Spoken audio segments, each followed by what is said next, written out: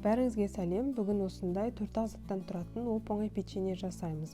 Ол үшін бөлме температурасындағы сары майға қант ұнтағын қосып, жақсылап араластырып аламыз.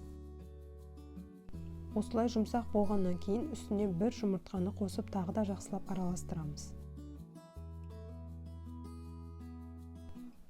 Бәрі бір қалыпқа түскеннен соң аз-аздан ұнды қосып отырамыз, және де қасықпен немесе миксермен тез араласу үшін араластырсаңыздар болады.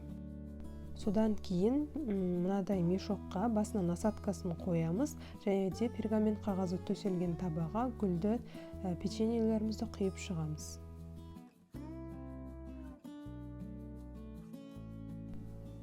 градуста 15 минутта пісіріп аламыз. Печеньелеріміз пісті.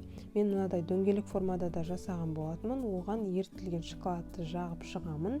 Ол міндетті емес, барлығын гүлді формада немесе осындай дөңгелек етіп пісіріп алсаңыздар болады. Сосын бетіне майда конфеттерді де сеуіп шығамыз.